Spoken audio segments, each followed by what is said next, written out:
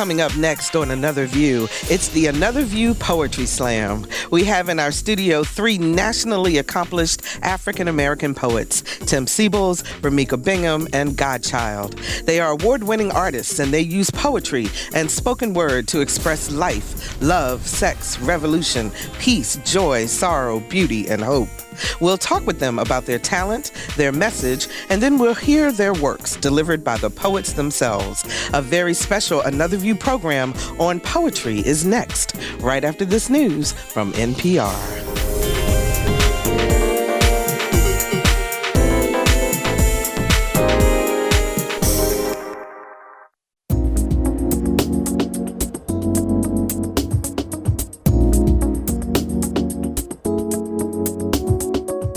Discussing the issues and celebrating the successes of the African American community.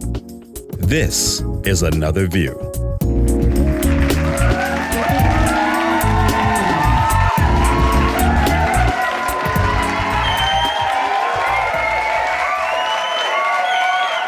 And good afternoon, everyone. Welcome to Another View. I'm Barbara Ham-Lee.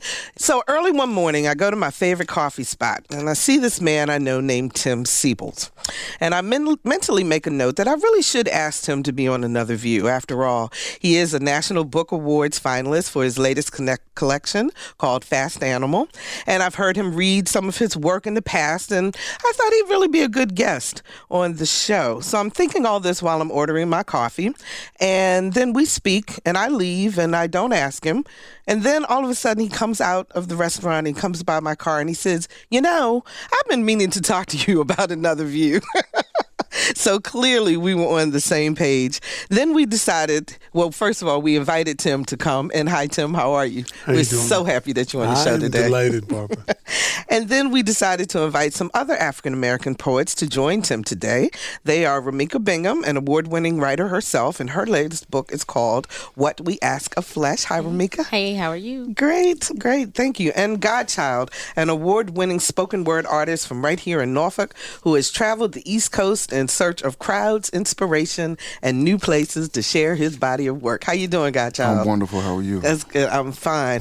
So I am so excited that you all are here, and I'm going to have to make a confession right off the top. I can't believe I'm actually saying this on radio, but I am, this is me personally, intellectually intimidated by poetry.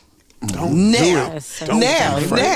it has. In the past, it has frightened me because I just kind of didn't get it from reading it on the page, but when I hear it read, it has a completely different meaning and feeling for me. So you say don't say that, Tim. Why? No, I said don't be afraid. Okay. No, I think a lot of people are nervous about poetry, mostly because of the way it was taught in school. A lot of teachers themselves did not love poetry, and they taught it in such a way that others would not love it. And so they would highlight things like symbolism, and nothing is ever literal. You always have to create an idea about the poems. Like the poems, at least the ones that I care about, they say what they mean. Now, they may mean more than that, but they at least say what they mean. And I think when people understand that, poetry opens up to everybody. And, you know, I think that's part of what it is, because when you read the words and you're looking for this deep thing and you go, I don't get it.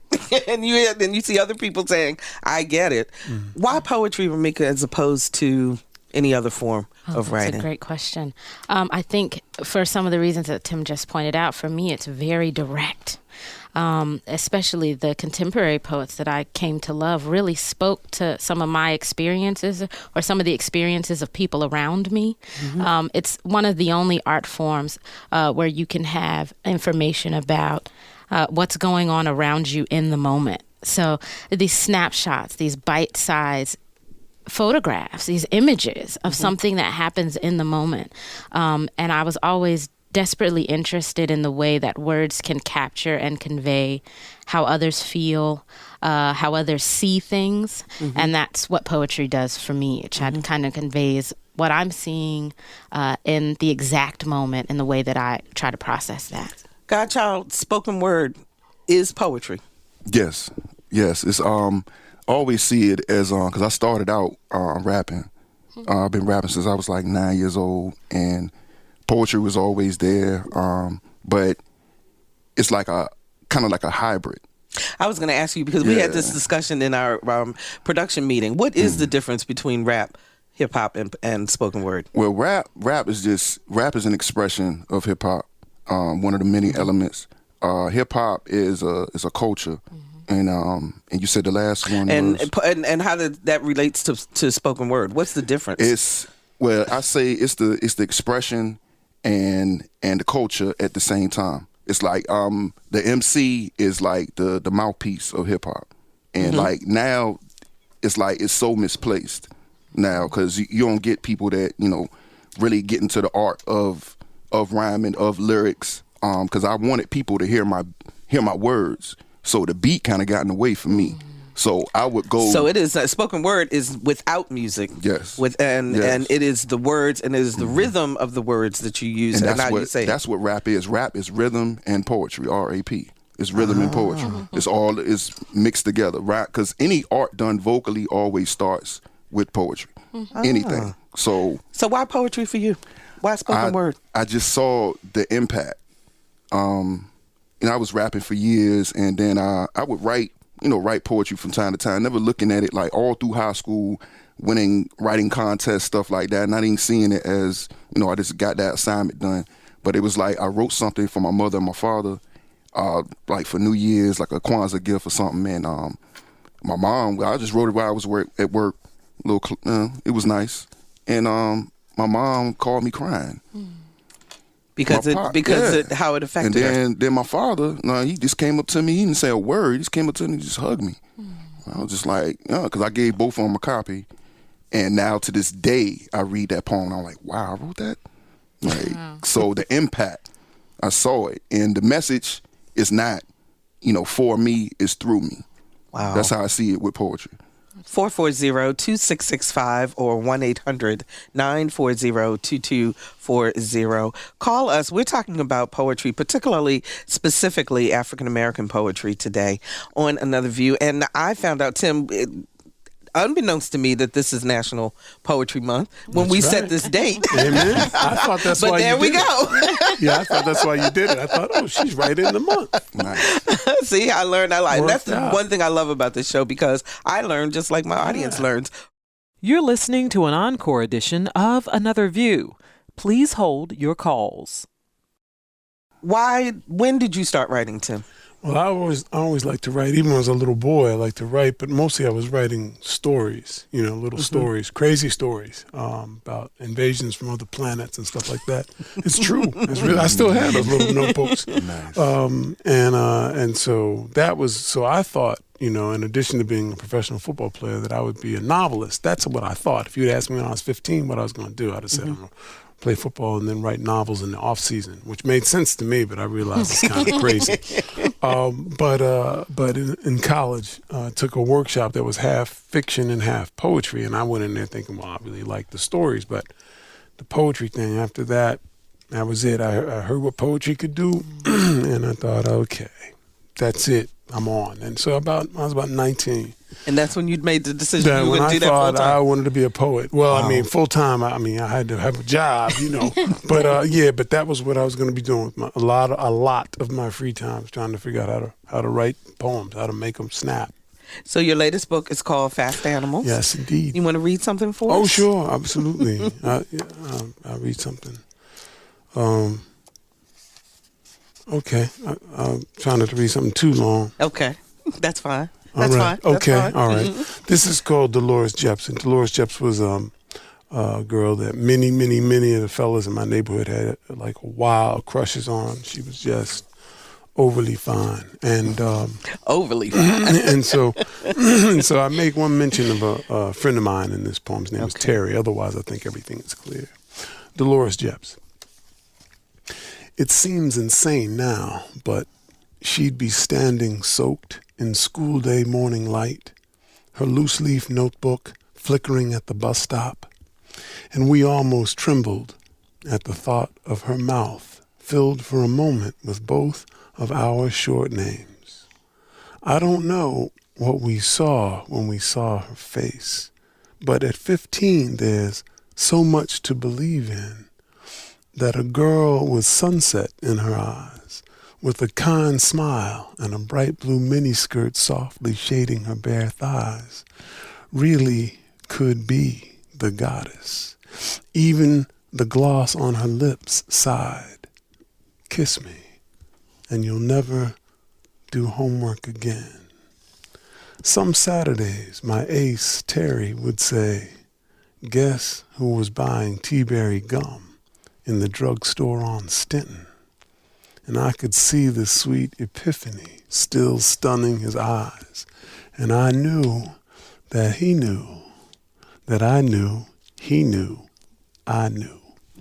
Especially once summer had come and the sun stayed up till we had nothing else to do but wish and wonder about fine sisters in flimsy culottes and those hot pants James Brown screamed about. Crystal Berry, Diane Ramsey, Kim Graves, and her. This was around 1970.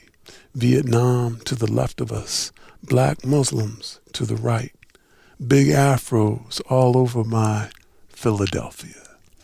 We had no idea where we were, how much history had come before us, how much cruelty, how much more dying was on the way. For me and Terry, it was a time when everything said maybe, and maybe being blinded by the beauty of a 10th grader was proof that, for a little while, we were safe from the teeth that keep chewing up the world.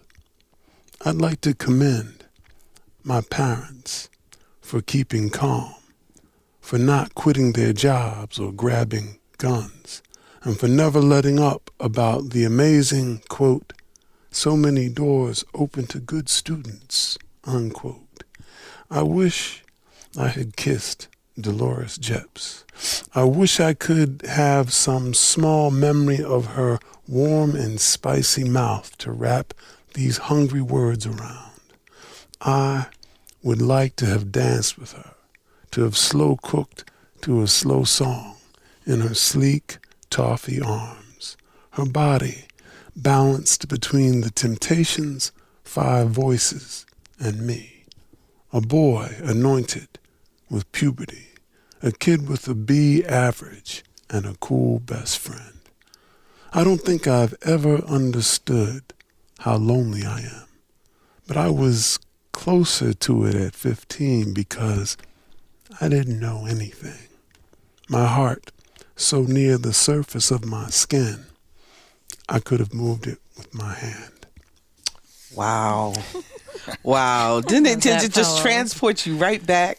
You can see her standing on the corner. I mean, and how you weaved in also the feeling of what was going on during that time. And the thing about your parents and thanking them for, that's just, wow. You know, Tim, I read in an article that you did with John Henry Doucette, you said that English is my instrument, my primary instrument. And I watched you read this, and I need to describe this for our audience listening, because your whole body gets into you have a rhythm, you move, even though you're sitting in the chair, there's movement there. What is that about for you? Well, if I was a saxophonist, I would treat the sax the way I treat English.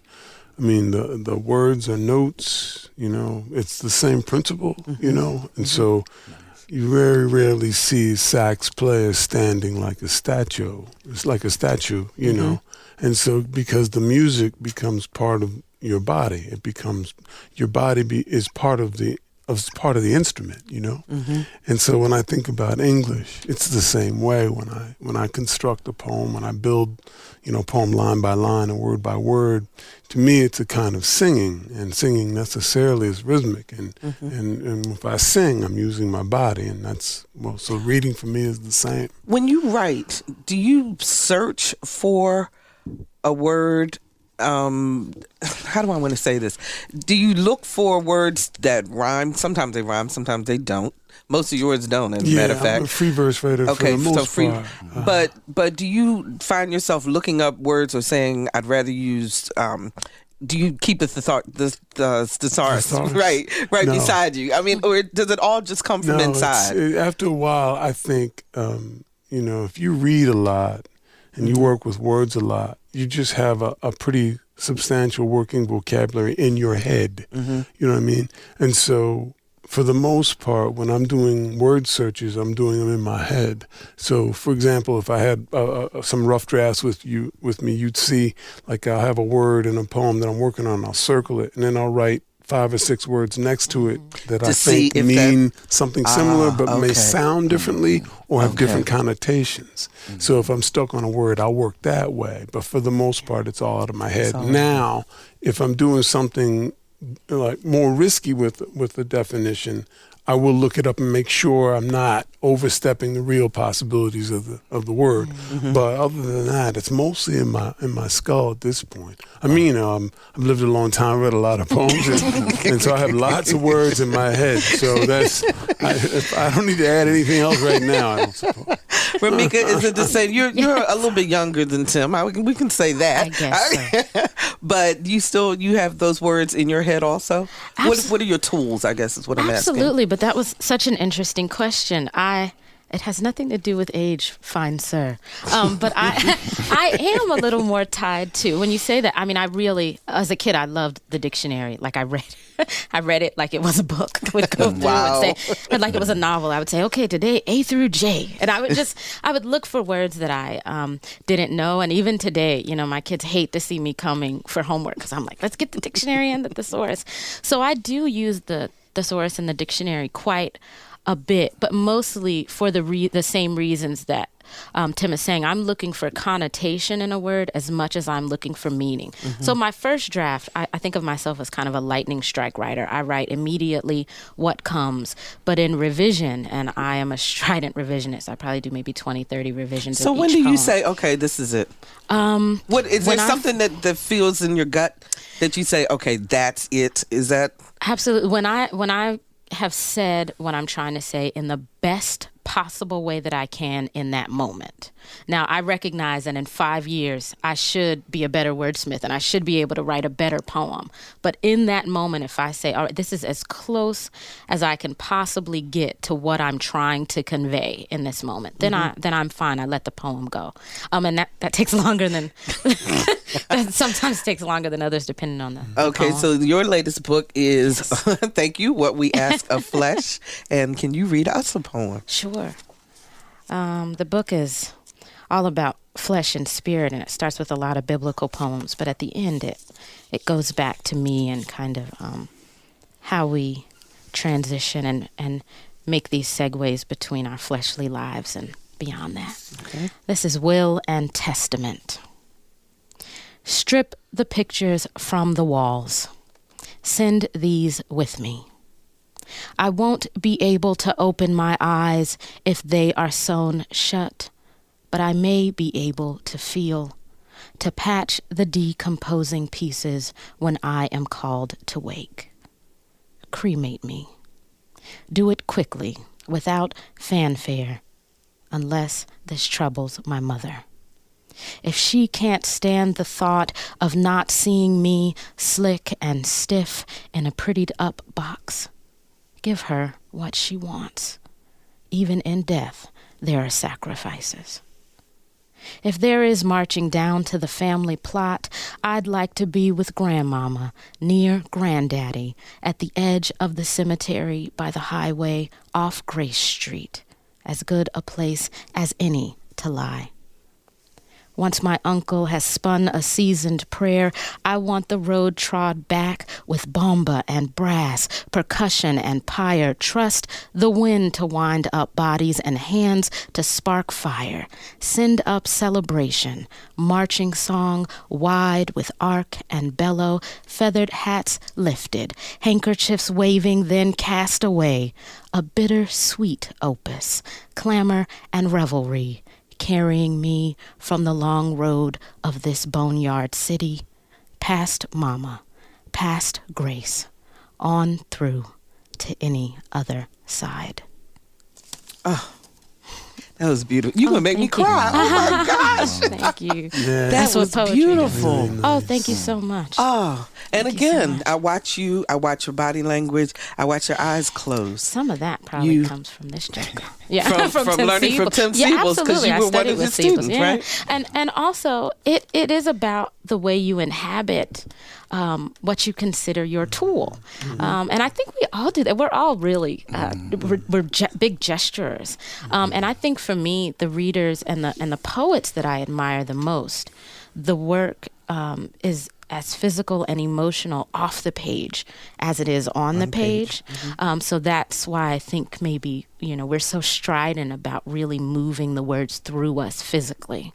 I want to tell our callers we will get to you. I know our lines are just everybody wants to talk to you, but I want everyone to have an opportunity to hear you all's craft first. Okay, Godchild. Yes, let's hear some spoken word. Break it down.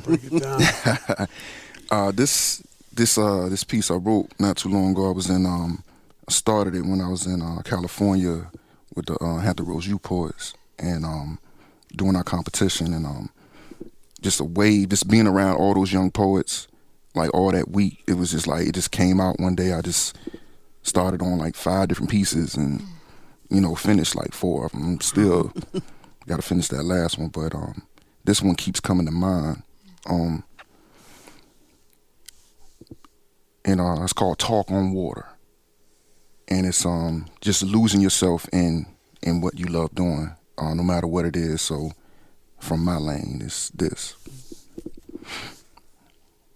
Poets, lose your mind. Let it fall into the page. Plant your feet until you become part of the stage. Become a vessel, unrecognizable to your own self, to the point that even your mother is skeptical, thinking that you have to be someone else. I mean, be what you're doing. Misplace yourself on purpose. Be the embodiment of out of body on surface until your epidermis matches your inner working. See, you have to get out to get in. I mean, you have to get in to get out. I mean, whatever way you're going, just choose a different route. Just make sure you don't know where you're going, because there is no destination. It's only a journey, and the journey is eternity, trying to find forever within a few minutes. Seemingly like I get older after every sentence, but right light periods don't exist. Well, only ones by women. Be so into what you're into that you become the utensil and people eat off you. Food for thought, rather thought for food. That way they'll never be full. That's manner and grammar. Questions become inadequate for answers. You go in without an entrance or exit. A backwards dyslexic actually project mental calisthenics, making your synapses flex. Rapid eye movement while wide awake. Avatar state. Making the words that lay heavy on your heart levitate, because what you have to say has weight. Thoughts are things. All things come from thoughts, so by that logic, if I think hard enough, I could actually conjure something up. I mean, freestyle creation with or without mics. Acoustics are translucent. Sound touches light and bends sight right in front of eyes. Metamorphosize, shape shift, make your expression so expressive that it actually gives the crowd a facelift. See, you didn't know you were genetically predisposed for this. You just had to be introduced to it, and as soon as you were, kismet. A predestined prerequisite, what seems impossible becomes effortless. That's when word actually becomes flesh. Bones dressed in loose leaf like you bleed, ink, tantric speech. Knees weak but still able to stand up for what you speak. All you are is thought put in shell. A masterpiece in a frame so frail, like just imagine if Goosebumps were Braille. If you can feel me, it's not hard to tell. If you look at me, it's Morse code as well, because only with your hands and your eyes you can read or spell the unlifted veil. I'm so much in my zone that it feels like home. And that's exactly the moment when I started this poem. Wow. I've got to explain to the audience, as we're sitting here, I'm looking at Tim and Remica's face while you're speaking.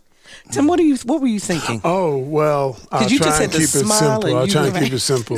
Okay, I'll try and keep it simple. First of all, that Godchild keeps all that in his head. Right. Yes. That by he had itself, no paper in front of him. That by itself just trips me out all the time. But I've seen him do all kinds of stuff like that.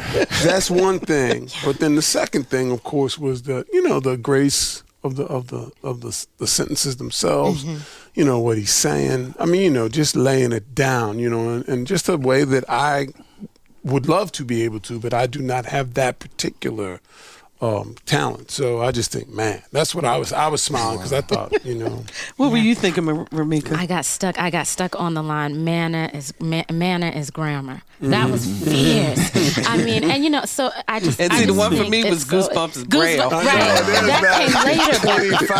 That came. I was like, wow. The poem, I got stuck. I was like, that is. I was going to leave the studio. I was like, what's the point? What's the point? Let me get out of here. Right. I mean, I do have to ask you one question, Godchild, and I wonder, do you get this, where there are people, and I'm wondering if it may be generational, but who say, I don't know what you just said. I can't understand you because of the rhythm and the way that the words are used. It's the same complaint that people say about rap and about hip hop. I'm not going to listen to that because I can't understand you. Right. What do you say to them about that? How do they open up their minds so that they can? It becomes to a point where it's an acquired taste to some people, and it's just like becoming I know there's people out there, listeners or just connoisseurs, being able to listen to it and follow. But I would just say just open yourselves to it, because this is like the one catalyst that I know of that I could go anywhere, because rap has such a stigma, and they seeing it as how it is on the radio and on TV. But I know some very good lyricists that are out there that are, their lyrics are in a positive direction, and they're about, really writing songs and really. So I just try to use that. And if I could follow up on that, I think also that the whole thing, the whole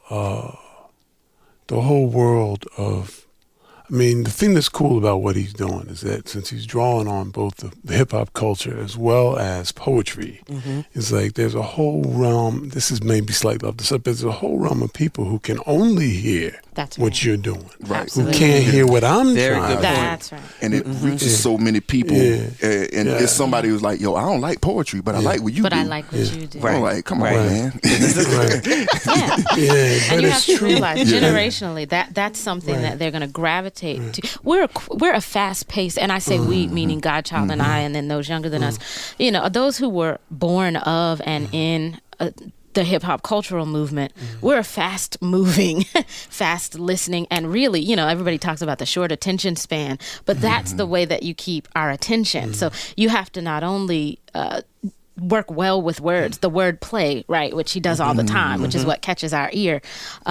But also they process information very quickly. That's just the way we're naturally bred to do things now. So and also if you've been listening to hip hop a lot, then you're used to yes, you're used to listening to that bass. But I was gonna say also, and I know you have other things to ask, but people, you were talking about the acquired taste, but there's so many people who don't like jazz for the same reason. They don't know jazz. They don't know it. So if you start listening, you think, well, let me check something out. You find out, hey, that's pretty good. And maybe that's pretty good. And you realize you may not like all jazz, but you don't like all of anything. Exactly. But you start to love certain aspects of it, and that's how your tastes grow. If you're just joining us, we're talking about poetry with poets Tim Seibles, Remica Bingham, and Godchild. And our phones are lit up. You're listening to an Encore edition of Another View.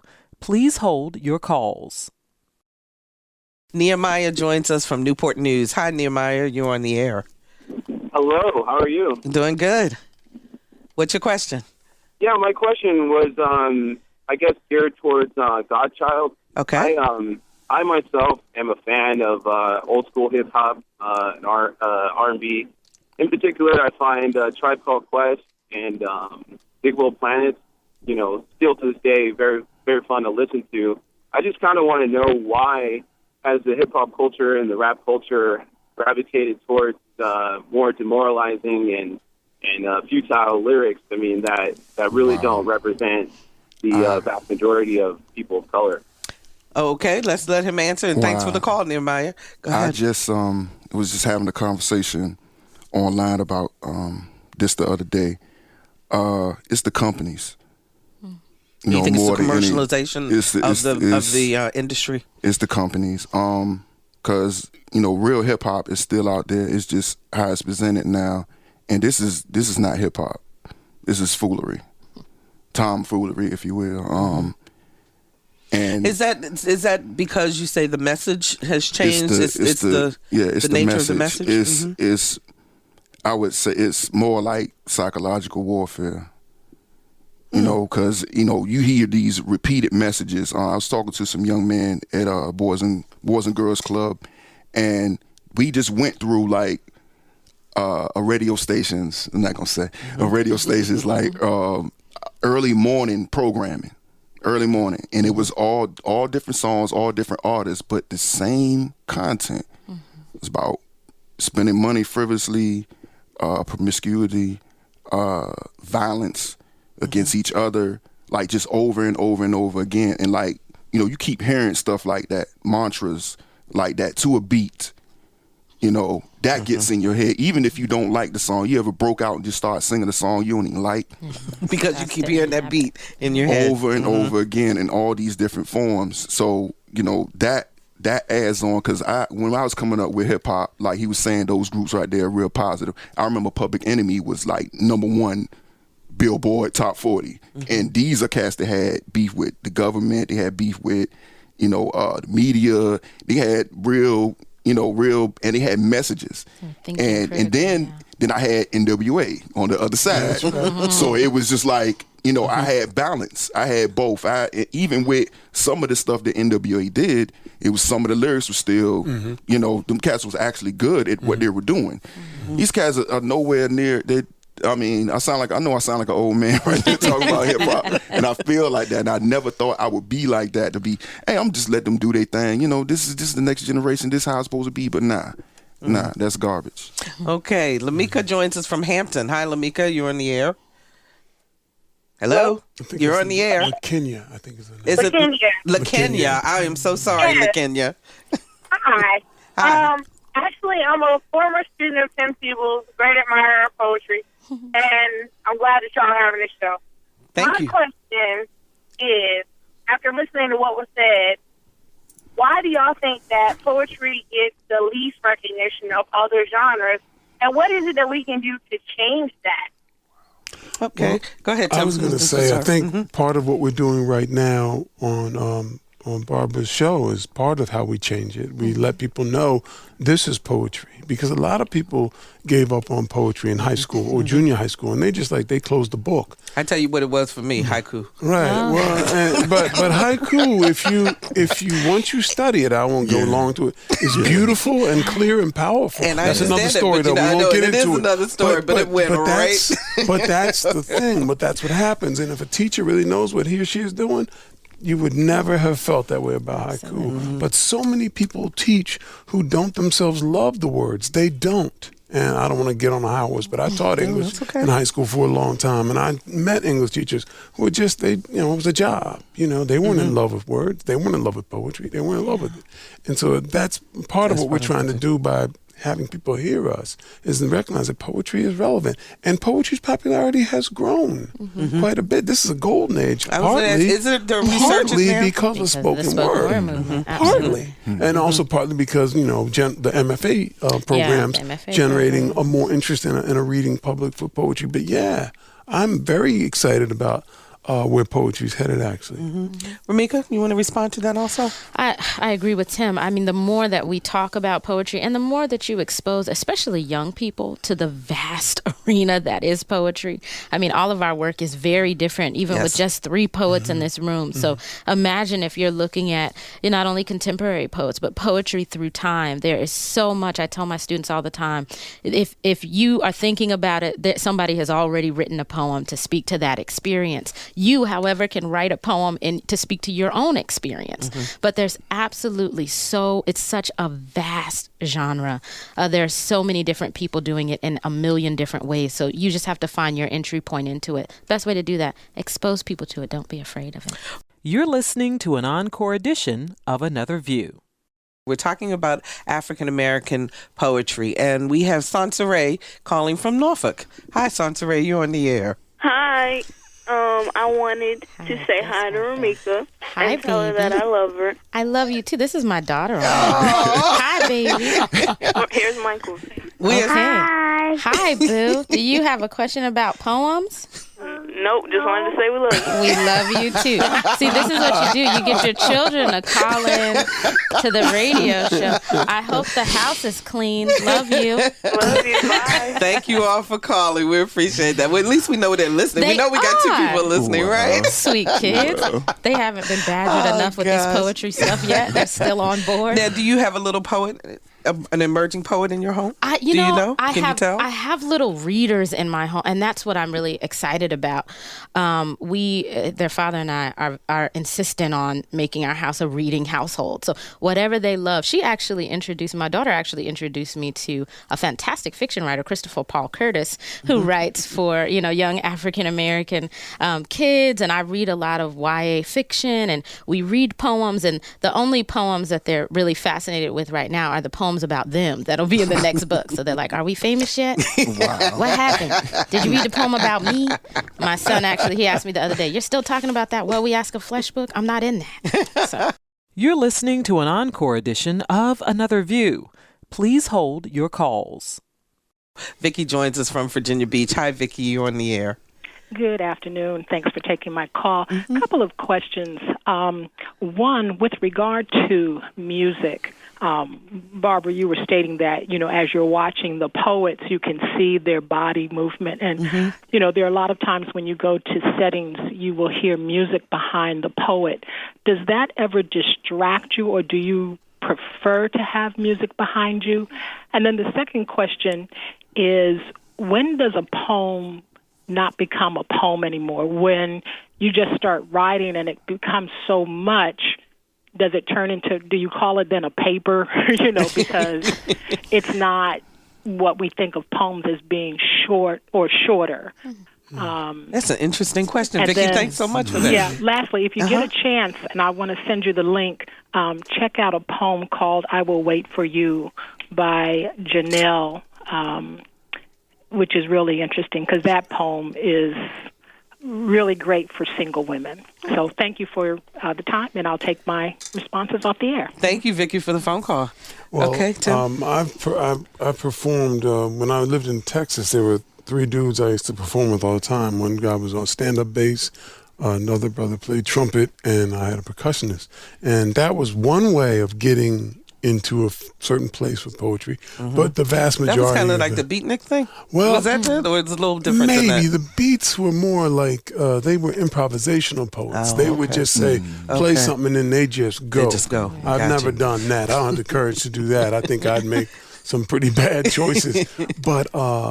But I like that. But I also like the way the words lay against the silence, too, because the language has its own music and its own way of moving into your ear. So I probably tend toward the silence, but music can be beautiful with poems. It just depends. Speaking of that, as we were talking about when you write, if a word doesn't sound right musically with the rest of the poem, will you change that word to make that happen? I mean, you're always thinking about a marriage of the sound of the language and the meaning. So, so you're always thinking about those things working in tandem. So if a word has the right meaning and the sound is really clumsy in the line, I will try to find an equivalent. But the most important thing to me is to say the thing I really mean. So if I sacrifice some sonic loveliness to get the word that means the thing I need to say most, I would sacrifice the sound before I'd sacrifice the word is more the meaning. Yes. Got you. Remica, music behind your work? I've done it once or twice. I use music in my poems. I sing lines in poems often. So I think, though, for me, sometimes I need to hear exactly what's going on in the work. So the words are more solemn to me than what's playing behind. So it's always as a backdrop, at least for me, if we do it that way. Gotcha. Well, I'm a recording artist also. I have 3 different CDs out. So I like when the studio fitting my words to the beat or letting they produce something behind it. And then live, I've done that a few times. Matter of fact, every Wednesday night with the Fuzz Band, I do that.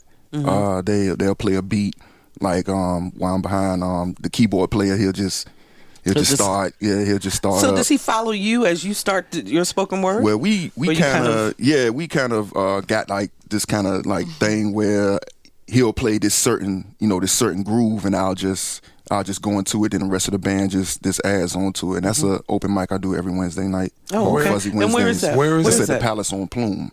Palace on Plume. Yeah, every Wednesday night. Fuzzy Okay, Wednesdays. so all those aspiring spoken word artists and other artists can just come out and check it out, right? Sign the list or be a witness. Okay. Ed joins us from Williamsburg. Hi, Ed. You're on the air. Oh, hi. Hi. Wonderful program, folks. I just tuned in just in time to hear Godchild recite his poem, and it made me think of a couple things. First of all, how powerful words really are, and I'm just really into educating everybody about that just by itself. But that also, it reminded me, hearing that poem reminded me how our focus determines our direction. And that even quantum physics now is showing that when we have a thought or an expression, it creates an actual electromagnetic field in which that thought or expression can be manifested through action or any other intention.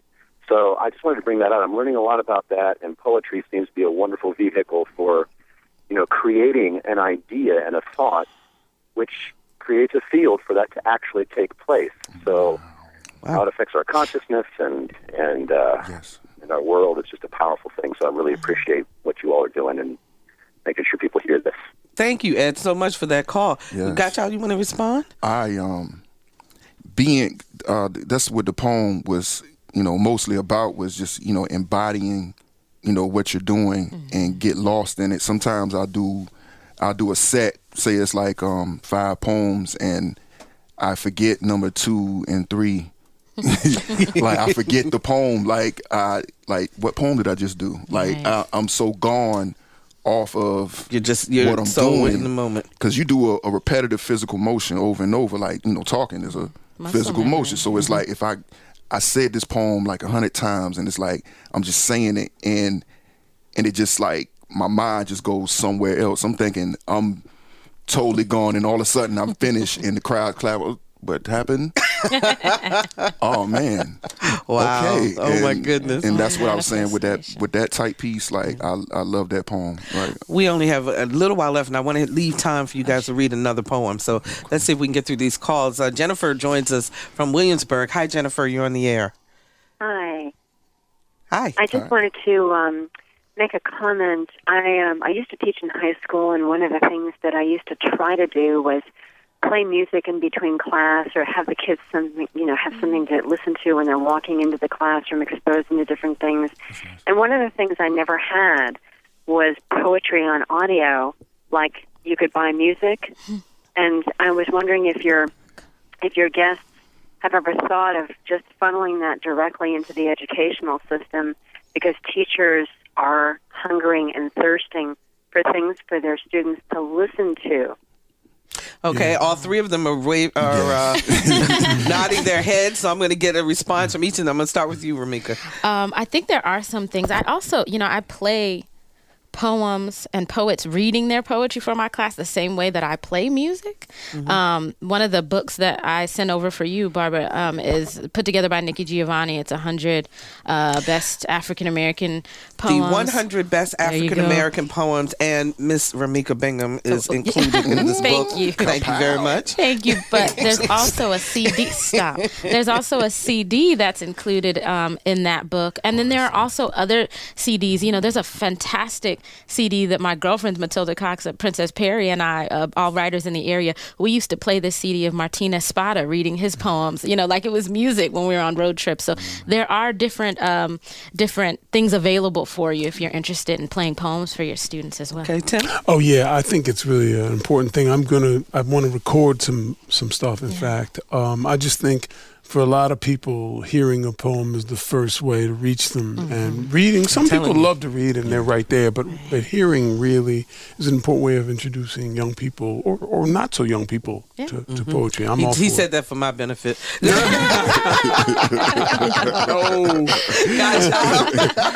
Oh man, some poems should be read, some poems should be said. Some poems it should be heard in order to get them.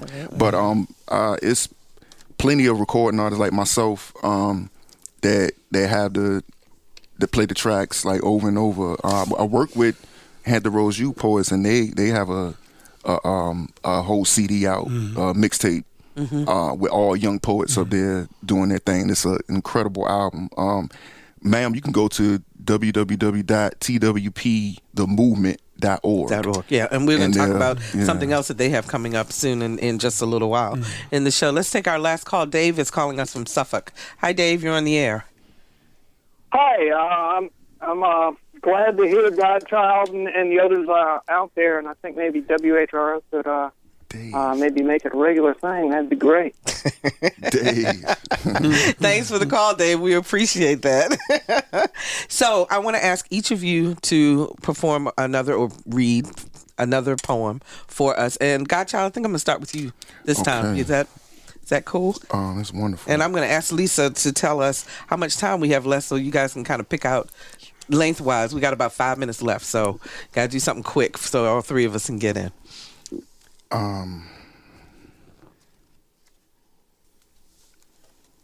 Only 5 minutes. Wow. You want me to start? Want me to start with Tim? Yeah. Okay, Tim, you want to read one of yours?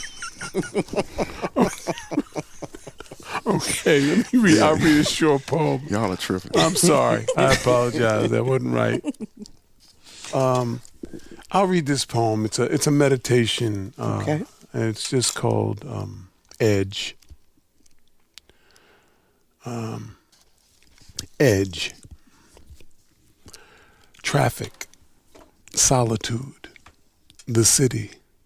Walking around. So many of us lost in it. Is love the secret nobody tells? In a small park, daylight pulled its knife, and a tree moved toward me. What are you doing here? I remembered then.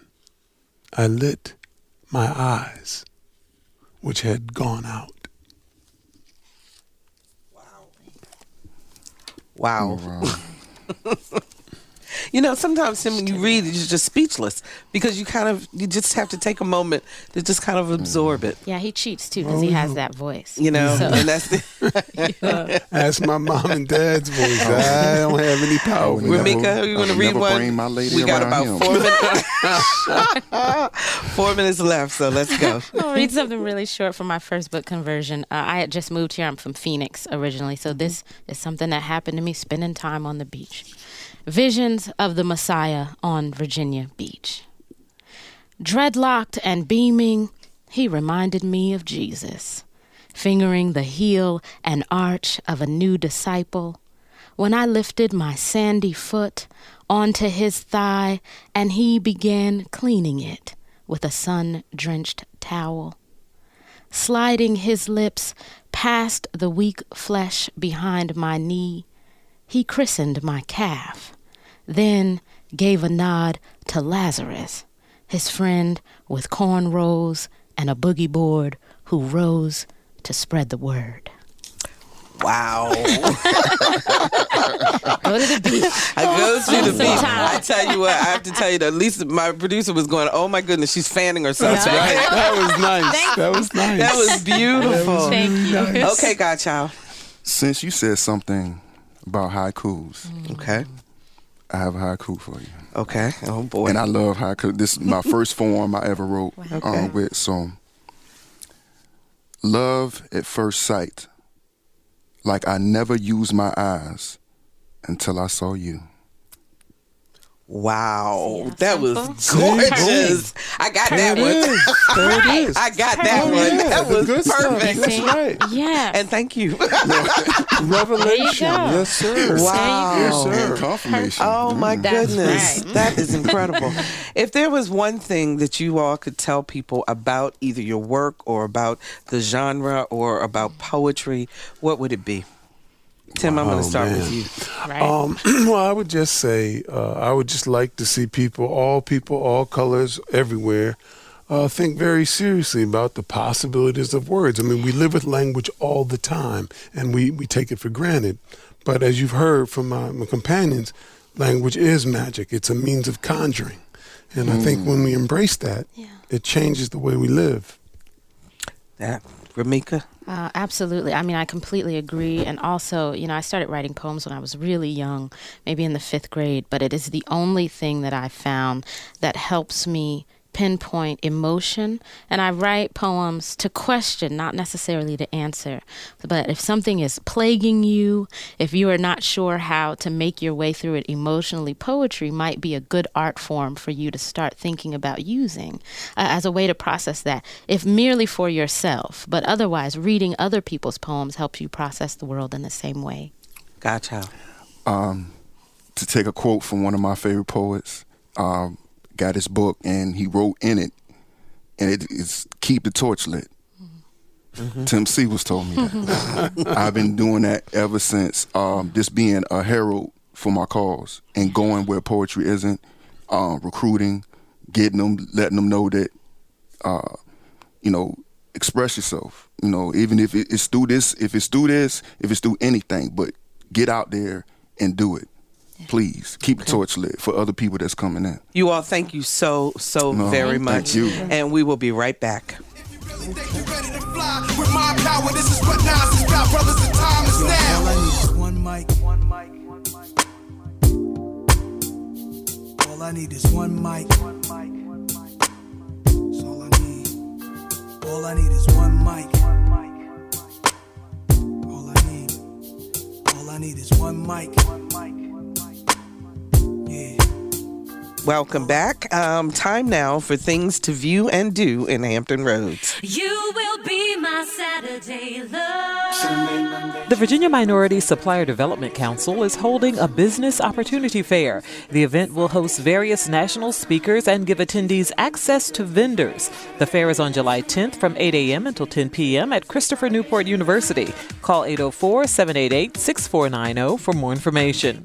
The Virginia Historical Society presents a new exhibition called Revolutions, Songs of Social Change, which takes a comparative look at the songs from the 18 and 1960s. The exhibition will run through December. For more information, call 804-358-4901. Fort Monroe presents Music by the Bay. Enjoy the regional military bands every Thursday evening through August 22nd at Continental Park in Fort Monroe. Admission is free, so come out and bring your own chairs, blankets, and picnic baskets. For more information, call 757-251-2754. Next week, it's the Another View Roundtable. Lots of discussion, lively discussion about issues that you care about. For producer Lisa Godley, audio engineer Perry Smith, Kendall Hairston, who answered our phones, I'm Barbara Ham Lee. Have a wonderful weekend, everyone, and let's get together again next Friday at noon for Another View. And don't forget to get out there and read some poetry.